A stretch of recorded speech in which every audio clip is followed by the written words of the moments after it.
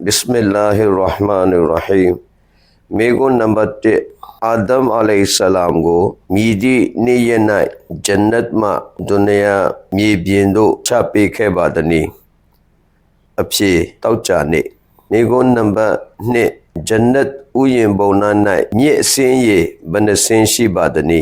aphe jannat nai mye le sin shi ba di mego number 3 midi lok ko lok chin apheလူသားဤနှလုံးသားတည်ဆုံးသွားပါသည်အဖြစ်များစွာရေမောခြင်းဖြင့်နှလုံးသားတည်ဆုံးပါသည်မိဂွန်းနံပါတ်4ကျမ်းတော်မြတ်ကုရ်အာန်ဤပထမဦးဆုံးဟာဖေဇာအမျိုးသမီးမှာမိသူနီ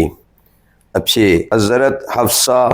radiyallahu ta'ala anha တမန်တော်မြတ် sallallahu alayhi wa sallam ရဲ့ကျင့်ရသောမွတ်စလမန်တွေရဲ့မိခင်မွန်ကြီးဖြစ်ပါသည်မိဂွန်းနံပါတ်5မိသည့်အမျိုးသမီးနှင့်ပတ်သက်၍တမန်တော်မြတ် sallallahu alayhi wa sallam ကဂျန်နတီအမျိုးသမီးတို့ဤကောင်းဆောင်ဟုမိန့်ကြားခဲ့ပါသည်အဖြစ်တမန်တော်မြတ် sallallahu alayhi wa sallam ရဲ့အချစ်ဆုံးသမီးတော် Hazrat Ali radiyallahu ta'ala an ရဲ့ဇနီးကျင်ရာအီမမ်Hassan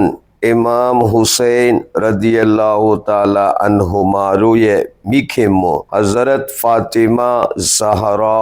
radiyallahu ta'ala anha ဖြစ်ပါသည်မိဂွန်းနံပါတ်6ကာဘာကျောင်းတော်ကိုပထမဦးဆုံးဆောက်လုပ်ခဲ့သောနဗီတမန်တော်ကမိသူနီအဖြစ်အီဗရာဟင်အလိုင်ဟိဆလမ်နှင့်၎င်း၏သားတော်အစ္စမာအီလ်အလိုင်ဟိဆလမ်ဖြစ်ပါသည်မိဂွန်းနံပါတ်9တမန်တော်မြတ်ဆလ္လာလာဟူအလိုင်ဟိဝဆလမ်၏ကင်ဆွဲခဲ့သောဓာတော်၏အမိကပါလေအဖြစ်ဇုလ်Fikar di တမန်တော်မြတ် sallallahu alaihi wasallam ကိုင်ဆွဲခဲ့သောဓာတော်ဖြစ်သည်